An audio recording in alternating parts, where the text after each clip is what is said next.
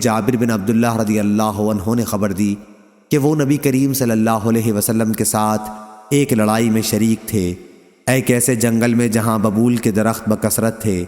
قیلولہ کا وقت ہو گیا، تمام صحابہ سائے کی تلاش میں پوری وادی میں متفرق درختوں کے نیچے پھیل گئے، اور نبی کریم صلی اللہ علیہ وسلم نے بھی ایک درخت کے نیچے قیام فرمایا۔ آپ نے تلوار درخت کے تنے سے لٹکا دی تھی اور سو گئے تھے۔ جب آپ بیدار ہوئے تو آپ کے پاس ایک اجنبی موجود تھا۔ اس اجنبی نے کہا تھا کہ اب تمہیں مجھ سے کون بچائے گا؟ پھر آن حضرت صلی اللہ علیہ وسلم نے آواز دی، اور جب صحابہ رضی اللہ عنہم آپ کے قریب پہنچے تو آپ نے فرمایا کہ اس شخص نے میری ہی تلوار مجھ پر کھینچ لی تھی اور مجھ سے کہنے لگا تھا کہ اب تمہیں میرے ہاتھ سے کون بچا سکے گا؟ میں نے کہا کہ اللہ۔ اس پر وہ شخص خود ہی دہشت زدہ ہو گیا اور تلوار نیام میں کر لی۔ اب یہ بیٹھا ہوا ہے۔